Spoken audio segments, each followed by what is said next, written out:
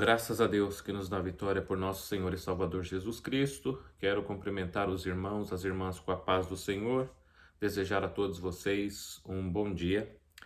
E nós estamos dando início a mais uma transmissão ao vivo da Igreja Carisma.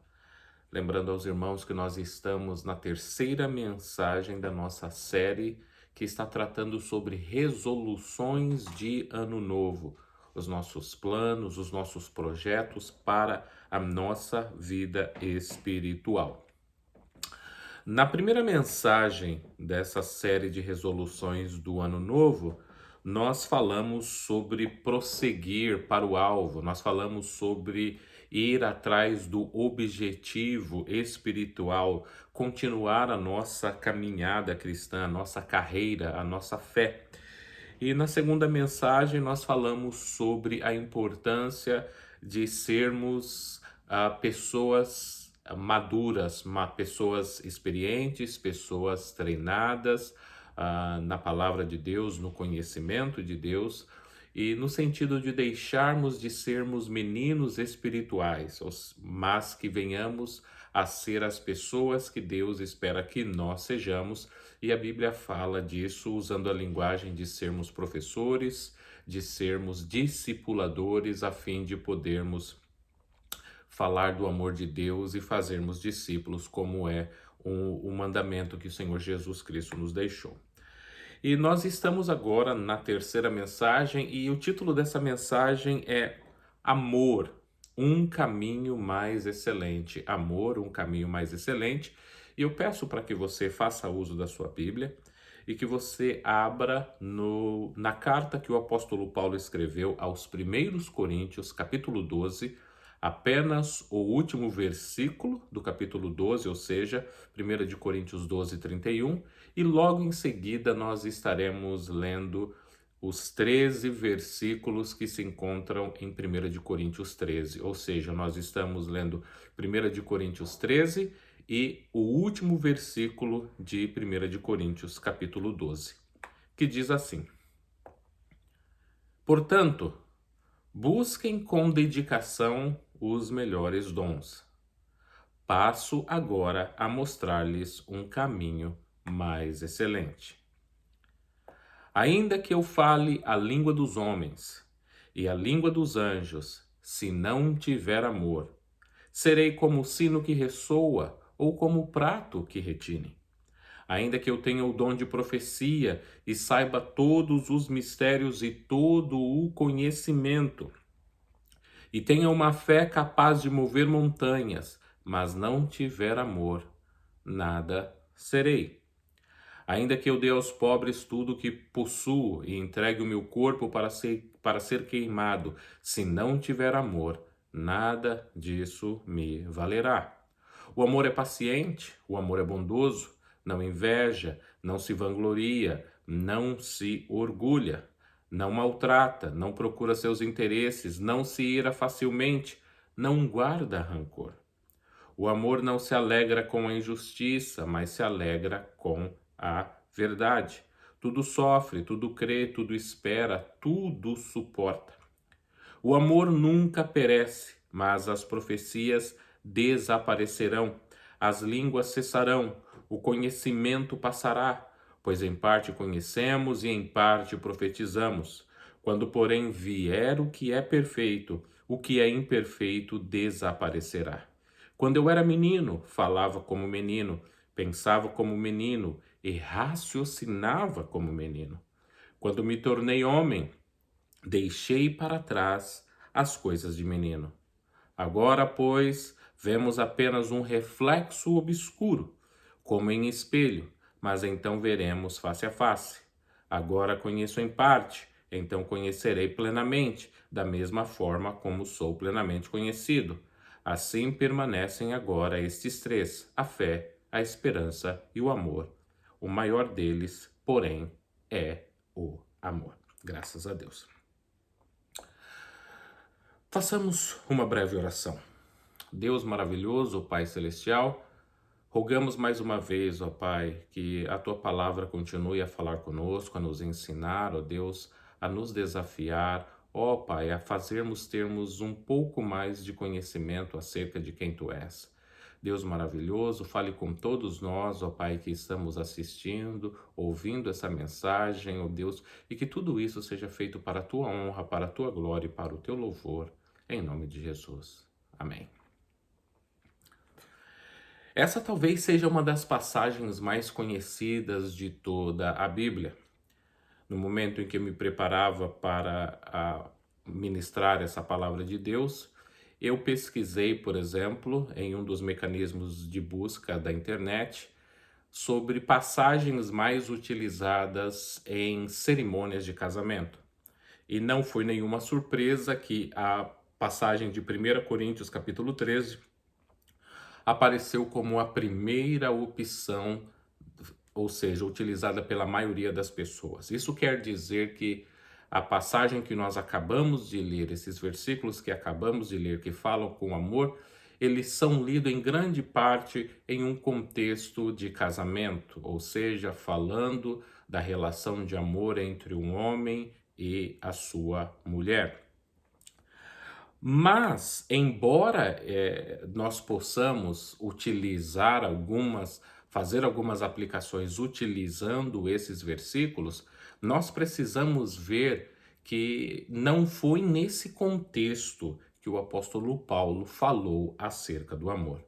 E eu quero aqui falar com vocês, apresentar dois contextos: o contexto mais amplo da carta que o apóstolo Paulo escreveu aos Coríntios, e também quero falar do contexto mais próximo, contexto mais imediato que fala sobre dons. Iniciando, portanto, o contexto da carta que Paulo escreveu aos Coríntios, Paulo ele começa mencionando no capítulo 1, versículo 12, ele faz menção de que a igreja de Corinto, ou seja, os crentes que estavam na cidade de Corinto, os crentes, os cristãos que se reuniam na cidade de Corinto, portanto aos coríntios, os residentes, os moradores e as pessoas que estavam na cidade de Corinto, eles estavam divididos, a igreja estava dividida, e ele disse assim que um grupo se dizia ser de Paulo, ou seja, um grupo dizia ser pertencente ao grupo dele, de Paulo, outro grupo dizia ser pertencente ao grupo de Apolo, outro grupo dizia pertencer ao grupo de Cefas, e Cefas aqui uma menção a Pedro, ou seja, a Pedro, e depois um quarto grupo que dizia ser o grupo de Cristo. Então veja que a igreja, o corpo de Cristo, se nós lembrarmos, por exemplo, da linda, bela, importantíssima oração que Jesus fez e que ela é registrada no capítulo 17 do Evangelho de João, Jesus ele fala: Pai, eu oro para que eles sejam um, assim como eu sou um com o Pai, assim como eu sou um. Ele fala, Jesus ele ora acerca dessa unidade, orando para que a igreja seja una, para que a igreja tenha um só pensamento, como Paulo vem dizer, um só sentimento. Mas ele começa a dizer que a igreja estava dividida, tinha um grupo de Paulo, tinha um grupo de Apolo, tinha um grupo de Pedro, tinha um grupo de Cristo. Naturalmente que todos eles deveriam pertencer ao mesmo grupo e não em grupos que estavam competindo entre si, que estavam dividindo o corpo de Cristo. Então nós começamos a ver que Paulo ele escreve aos Coríntios para ensiná-los, para encorajá-los, para que eles sejam mais maduros, mais experientes. Primeiro falando que eles não devem dividir o corpo de Cristo. Depois, por exemplo, no capítulo 3, Paulo ele diz que ele não pôde conversar com os cristãos daquela região, os cristãos que se reuniam naquela região, como a espirituais, mas como carnais e como a meninos em Cristo. Então veja que aquilo que nós estudamos na mensagem do domingo passado, falando sobre não sermos meninos espiritualmente falando, ele disse que a igreja de Corinto ele não pôde conversar com eles a não ser como meninos, eles não eram maduros, eles não estavam preparados para isso. Depois nós temos no capítulo 5 o apóstolo Paulo corrigindo a igreja, dizendo o seguinte: há até mesmo entre vocês um homem que ousa relacionar-se com a mulher de seu pai. Aqui, mulher de seu pai, naturalmente, não era uma menção à sua mãe, mas sim à sua madrasta. Então ele diz: nós temos o conhecimento de que existe um membro da igreja, uma pessoa que pelo menos participa da igreja, e que essa pessoa está se relacionando com a sua madrasta, e vocês da igreja não fazem nada, vocês continuam mantendo esse homem no grupo da igreja, vocês não buscaram fazer nada, corrigi-lo, exortá-lo para que ele possa ser restaurado. E ele disse: essa postura de vocês é extremamente equivocada. Depois, nós temos Paulo escrevendo no capítulo 6 de Coríntios, dizendo que não há cristãos sábios, inteligentes na igreja, porque os irmãos estão indo a juízo contra outros irmãos. Ou seja, aqueles irmãos que, por algum tipo, estavam tendo algum tipo de problema e não conseguiam resolver o problema entre eles mesmos, e passavam a fazer uso de juízes que não eram cristãos para que eles pudessem resolver as suas questões. Mas, naturalmente, quando eles apresentavam os seus problemas, as suas querelas, as suas queixas a esse juiz, eles estavam expondo todos os problemas, os maus tratos e principalmente a falta de amor que existia entre eles. Depois nós chegamos, por exemplo, no capítulo 11, que é talvez a passagem mais utilizada por grande parte dos cristãos para ministrar e falar sobre a ceia. 1 de Coríntios 11, a partir do versículo 23, mas nos versículos que antecedem o versículo 23, Paulo ele disse que quando a igreja de Corinto se reunia, eles se reuniam para comer, mas eles não esperavam uns pelos outros. Existiam pessoas que se embriagavam naquele momento. Então veja que o contexto geral da carta que Paulo escreveu aos Coríntios não é uma carta de elogio, mas é uma carta de repreensão, é uma carta de correção, é uma carta buscando fazer com que aqueles cristãos amadureçam. E depois, quando Paulo chega no capítulo 12 de Coríntios, Paulo ele vai falar acerca dos dons. Então, o apóstolo Paulo vai fazer uma menção, por exemplo, de 9 dons. Ele vai mencionar pelo menos 9 dons no capítulo 12. Então, ele fala, por exemplo, sobre o dom da palavra, o dom de sabedoria, o dom da palavra de sabedoria, o dom da palavra de conhecimento. Ele fala sobre o dom da fé, ele fala sobre o dom de curas, ele fala sobre o dom da operação de milagres, ele fala sobre o dom de profecia, ele fala sobre o dom de discernimento de espíritos, ele fala ainda sobre o dom de variedade de línguas, o dom da interpretação de línguas. Então, Paulo está dizendo nesses versículos que ter esses dons é extremamente importante, é saudável, é salutar. E depois, Paulo escreve o capítulo 13 sobre o amor, e depois no capítulo 14, Paulo ele volta a falar sobre os dons espirituais. E por esse motivo, algumas pessoas que costumam não ler a Bíblia como um todo, em contexto, não apenas versículos isolados, eles têm dificuldade para entender essa carta. Então veja, o contexto mais longo, o contexto maior, majoritário da carta, é um contexto de repreensão. É um texto que Paulo está utilizando para educar aqueles cristãos e fazer com que eles cresçam e amadureçam na fé. E no contexto mais imediato, Paulo está falando sobre dons, e Paulo também está falando sobre os dons em um tom de repreensão, em um tom de educação, em um tom disciplinar, no sentido de que aqueles cristãos precisavam entender de que maneira eles deveriam utilizar os seus dons. E é nesse sentido que Paulo fala do amor. Então, o amor para Paulo, na primeira carta aos Coríntios, capítulo 13, Paulo está falando do amor em relação aos dons. E todo esse contexto é extremamente importante para que você saiba, portanto, que Paulo não está falando sobre um amor de um homem para com a sua mulher, para com a sua esposa, ou amor da sua esposa para com um homem. Não é isso com o seu marido, não é isso que Paulo está falando.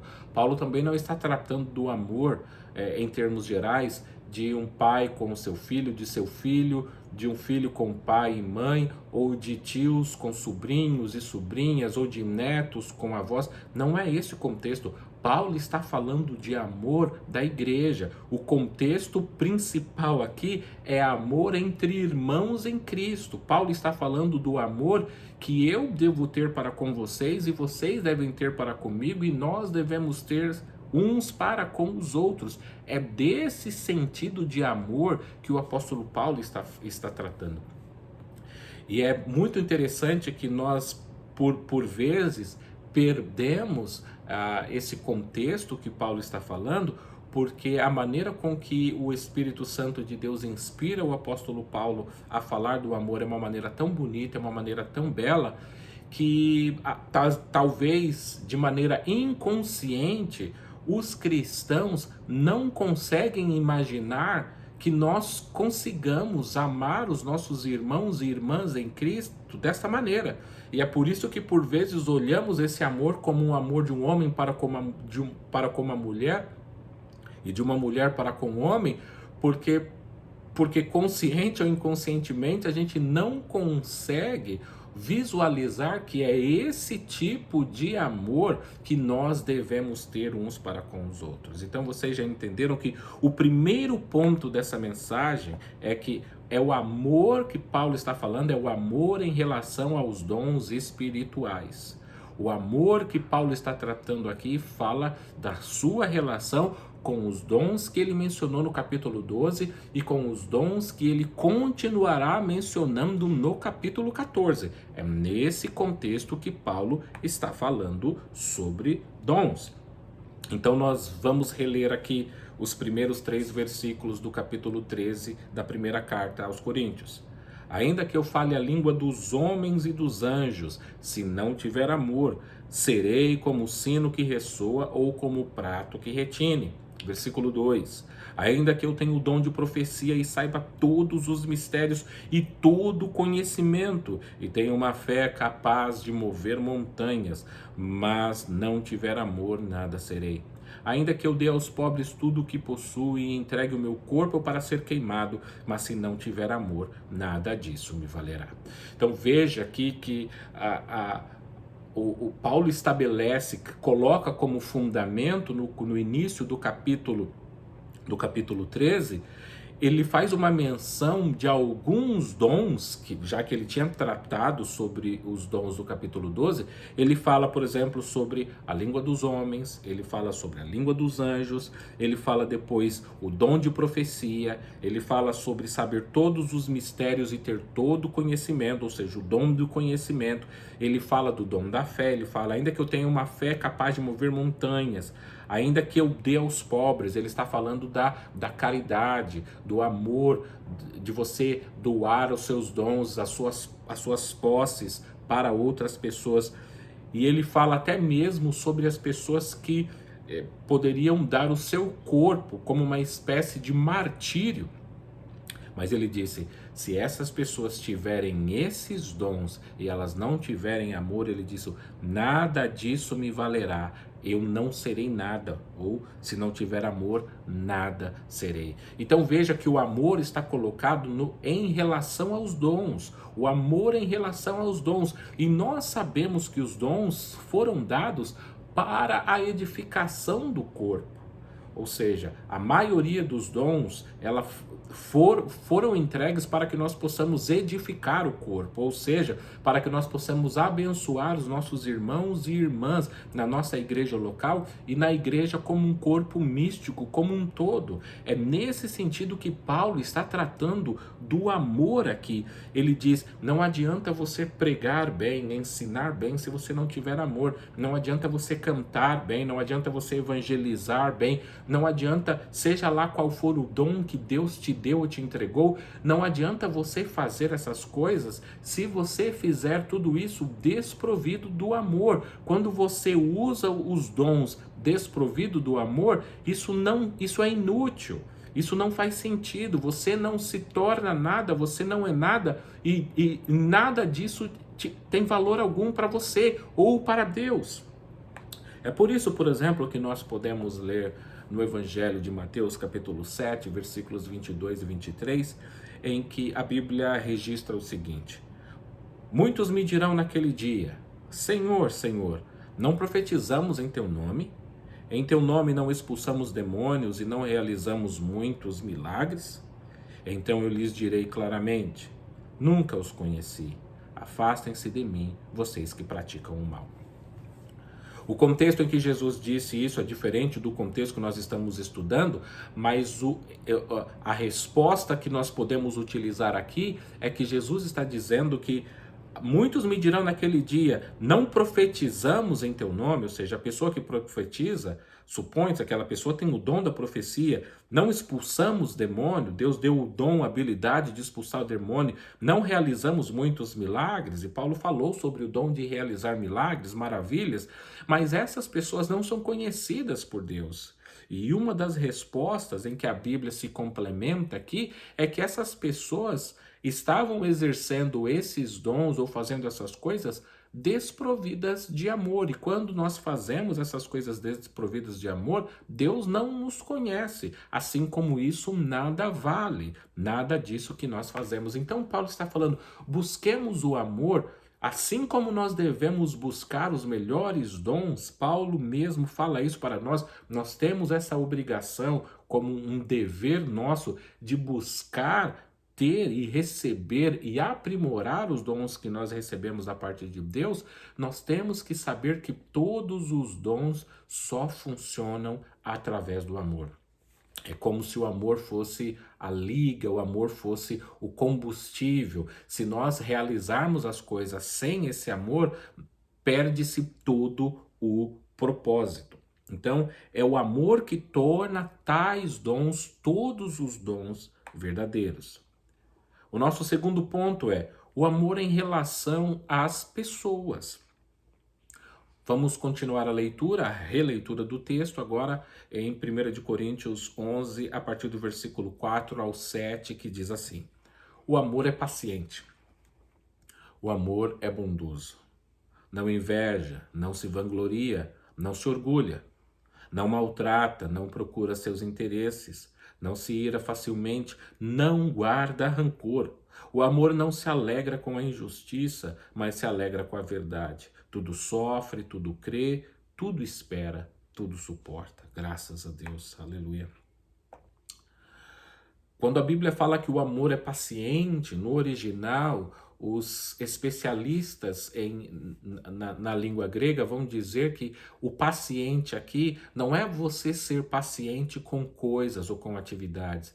Existem pessoas que conseguem realizar atividades que exigem muita paciência, mas a paciência aqui, a qualidade da paciência, no original tem a ver no trato, no nosso tratamento, no nosso lidar com pessoas. Aqui é paciência com pessoas. Então veja que o amor nos capacita a sermos pacientes com pessoas. É nesse sentido que o apóstolo Paulo está falando, ou seja, o amor aqui é um amor paciente, a paciência é voltada para com as pessoas da nossa comunidade da fé, já que ele está falando sobre a igreja de Corinto. Então, com os nossos irmãos e com as nossas irmãs da fé. Quando ele fala de ser bondoso, ele está falando então da bondade relacionada aos irmãos da fé, da nossa não prontidão em pagar o mal com o mal, ou seja, o bondoso aqui é você ser capaz de receber maus tratos, ser xingado e você não retribuir da mesma maneira como que você foi tratado. Então você não maltrata, o amor não maltrata os irmãos da igreja, as irmãs da igreja, as pessoas que compõem, fazem parte da comunidade da fé. Não se ira facilmente, veja, com os seus irmãos, com as suas irmãs, espiritualmente falando.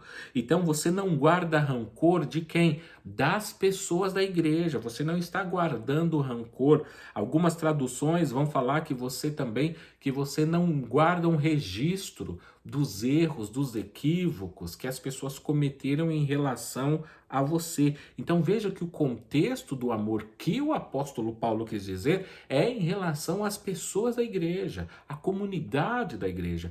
E esse, portanto, deve ser um dos nossos objetivos desse ano, uma das nossas metas, aprofundarmos o nosso amor, para que o nosso amor seja aperfeiçoado, o nosso amor também no trato com os nossos irmãos e irmãs da fé.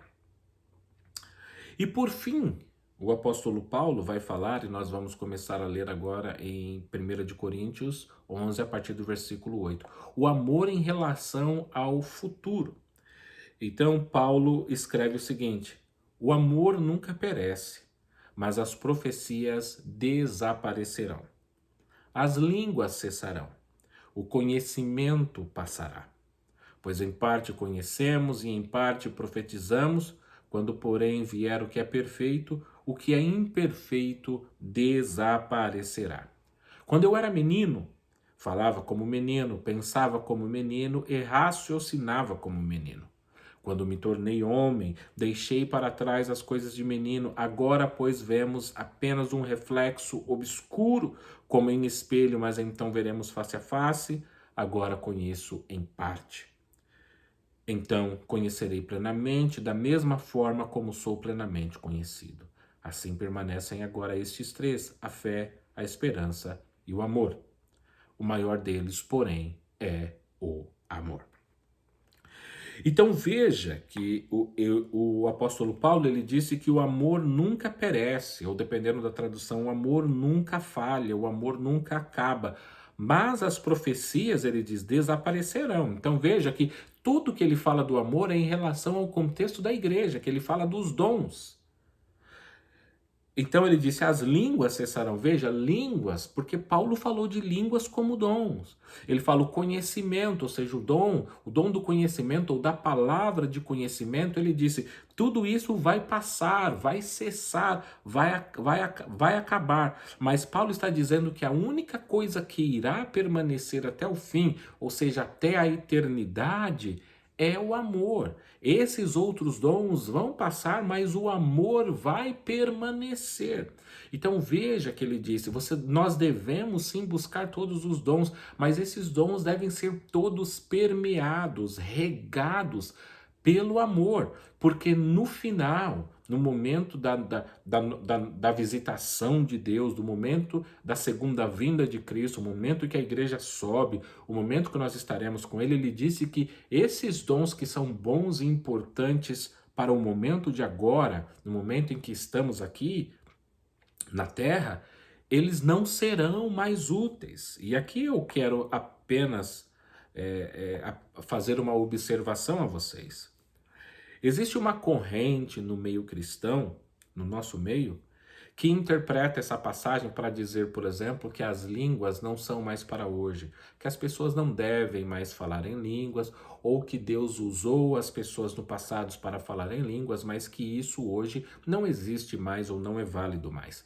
Veja que nós lemos, e nós lemos duas vezes a passagem, o contexto é que ele diz é que não é só línguas, ele disse...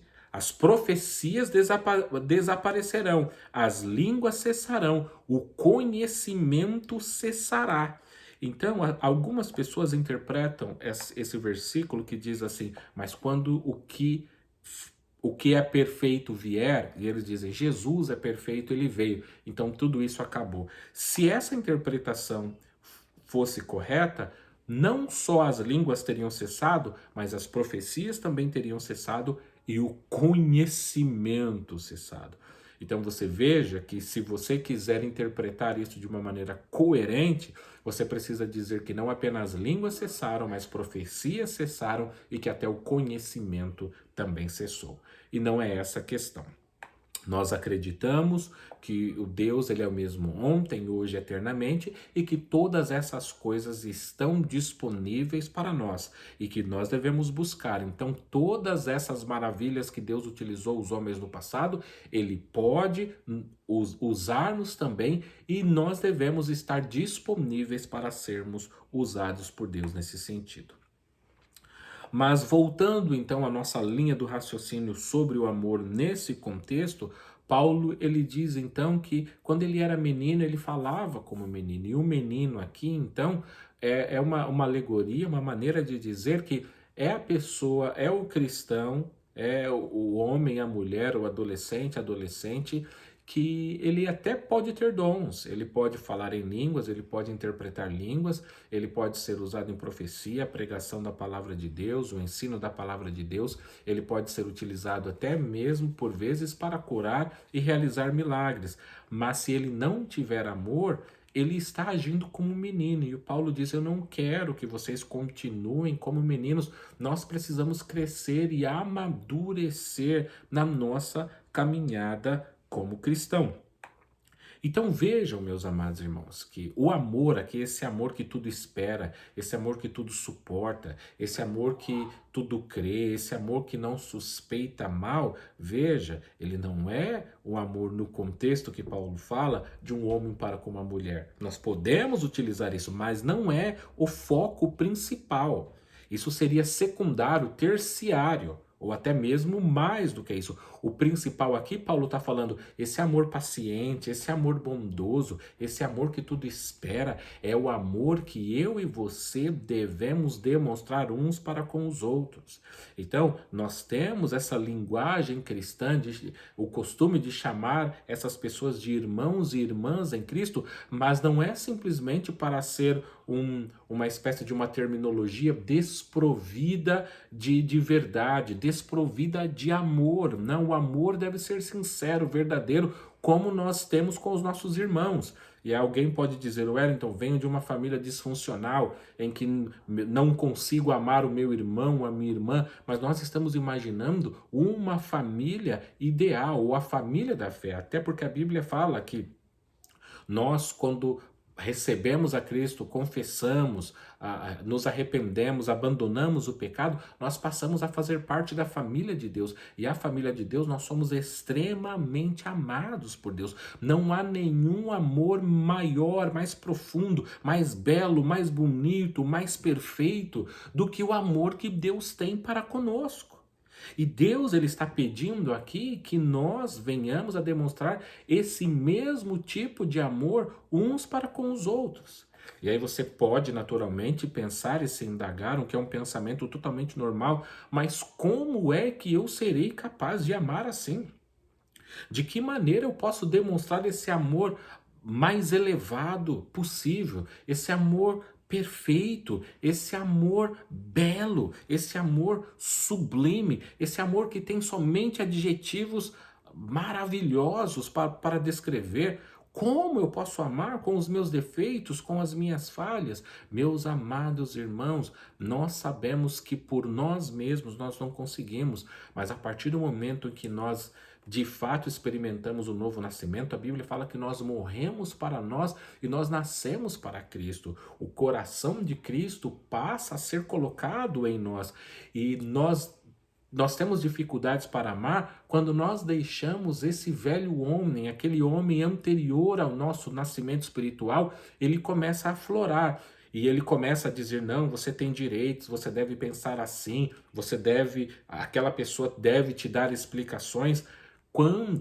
Quando nós nascemos de novo e nós morremos cada vez mais para nós mesmos, esses sentimentos são tirados. Esses sentimentos são diminuídos, esses sentimentos são minados, de maneira que nós conseguimos demonstrar um amor, se não igual ao de Cristo, muito próximo ao dele. Mas isso também depende da capacitação da graça de Deus. Mas Deus concede essa graça a mim e a você, saiba disso. Você tem essa graça da parte de Deus. O Espírito Santo de Deus habita em você. O Espírito Santo de Deus mora em você. E o Espírito Santo de Deus vai te continuar capacitando nesse ano, em nome de Jesus, para amar melhor, para amar mais, com mais profundidade, com mais zelo, com mais cuidado, e é para isso que nós fomos chamados. Portanto, meus amados irmãos, vamos nos lembrar que nós devemos buscar esse caminho mais excelente, o amor. Devemos continuar fazendo tudo o que estamos fazendo e devemos procurar fazer ainda mais, mas sem esquecer desse elemento que é o principal e que torna tudo o que nós fazemos válido: o amor de Deus, o amor ágape. Que Deus te abençoe, que Deus te guarde, que Deus te proteja e que Ele te dê não apenas um domingo abençoadíssimo, mas uma semana abençoadíssima na presença de Deus, e que essa palavra seja sempre trazida à sua lembrança de acordo com o Espírito Santo, para que eu e você possamos amar mais aos nossos irmãos. Em nome de Jesus. Que Deus abençoe a todos vocês. Fiquem todos com Deus. Tenham um excelente domingo na presença do Senhor.